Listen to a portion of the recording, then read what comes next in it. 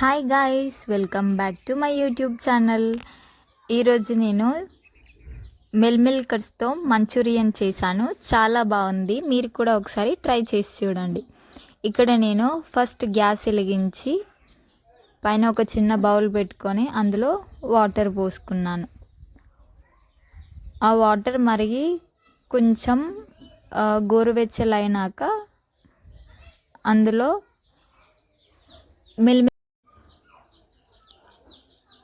Milkers వేసుకున్నాక కలుపుకొని అవి బాగా మరిగి ఒక 70 to 80% కుక్ అయ్యే వరకు ఉడకబెట్టుకోవాలి. మంటని హై ఫ్లేమ్లోనే పెట్టి ఉడికించుకోవాలి.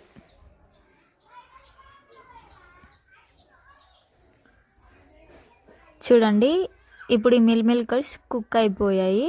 ఇప్పుడు వీటిని వేడి వాటర్ లేకుండా వంపుకోవాలి. ఇప్పుడు వంపుకున్న మిల్కర్స్ని చన్నీళ్ళలో వేసుకోవాలి.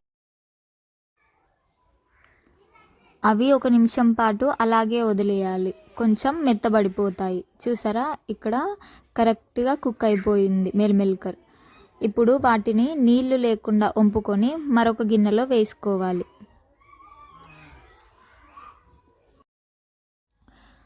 అవన్నీ ఒక బౌల్లో వేసుకొని పక్కన పెట్టుకోవాలి. ఇప్పుడు సాస్ కోసం అని చెప్పేసి నేను ఇక్కడ 3 టమాటాలు, 2 పచ్చిమిర్చి, 1 ఉల్లిపాయ తీసుకున్నాను. ఉల్లాకు కూడా తీసుకున్నానండి. మీకు ఎంత వీలైతే అంత ఫైన్గా చాప్ చేసుకోవాలి. నేను ఇక్కడ టమాటాలను ఒక బౌల్లో తీసుకొని మిక్సీలో వేసుకుంటున్నాను. ఈ టమాటాలని మెత్తగా మిక్సీ పట్టుకోవాలి. నేను ఇక్కడ చూపిస్తున్న విధంగా మెత్తగా మిక్సీ పట్టుకోండి టమాటాలని. ఇప్పుడు ప్రిపరేషన్ స్టార్ట్ చేద్దాం. ఇక్కడ నేను స్టవ్ ఆన్ చేసి లోతుగా ఉన్న కడాయి పెట్టుకున్నాను. ముందుగా అందులో ఆయిల్ పోసుకోవాలి. ఆయిల్ హీట్ అయ్యాక ఫస్ట్ అందులో జీలకర్ర వేయాలి. తర్వాత పచ్చిమిర్చి చీలికలు, కొన్ని ఉల్లిపాయలు, అవి వేసుకొని కలపాలి. ఆయిల్లో కొద్దిసేపు అవి ఫ్రై అయిన తర్వాతకి అందులో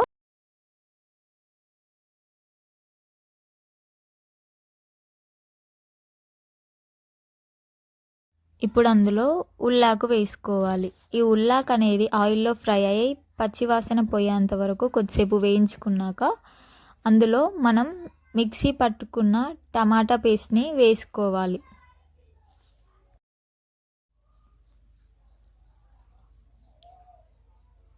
ఇప్పుడు ఆ మిక్సీ బౌల్లో కొన్ని వాటర్ పోసుకొని అందులో పోసుకోవాలి.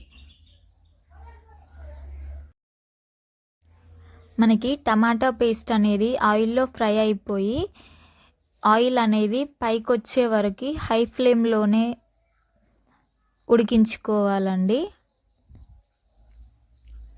హై ఫ్లేమ్లో టమాటా అనేది బాగా ఉడికిపోయి ఆయిల్ సపరేట్ అయ్యేంత వరకు ఉడికించుకోవాలి. చూడండి, ఇక్కడ ఆయిల్ అనేది పైకి తేలింది, అంటే టమాటా పేస్ట్ అనేది ఉడికిపోయింది. ఇప్పుడు అందులో చిటికెడు పసుపు, ఆల్రెడీ అందులో పచ్చిమిర్చి వేసాం కాబట్టి ఒక 1/2 టేబుల్ స్పూన్ కారం, అందులోనే రుచికి సరిపడా సాల్ట్ వేసుకోండి. ఇప్పుడు అందులో కొంచెం టమాటో కెచప్,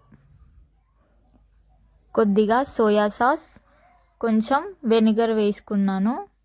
అవన్నీ వేసుకొని కలపాలి. కలిపిన తర్వాతకి టెక్స్చర్ అనేది ఇలా ఉంటుంది. ఇప్పుడు అందులో మనం పక్కన తీసి పెట్టుకున్న మిల్కర్స్ వేసుకోవాలి. అందులో వాటర్ అనేది పోసుకోకూడదు. ఇప్పుడు ఆ సాసులు మొత్తం ఆ పీసులకి పట్టేలాగా హై ఫ్లేమ్లోనే టాస్ చేసుకోవాలండి.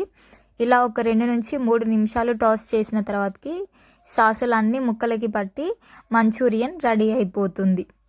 అంతేనండి, చాలా సింపుల్, టేస్టీగా మన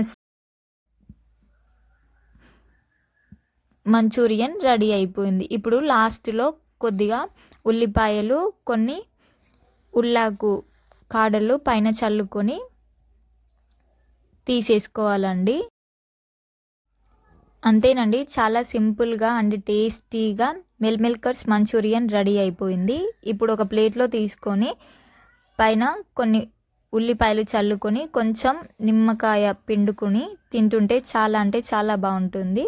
చూసారు కదా, చాలా సింపుల్ అండి. మీరు కూడా ట్రై చేసి చూడండి, బాగుంటుంది. Thank you for watching and please do subscribe my channel. Thank you.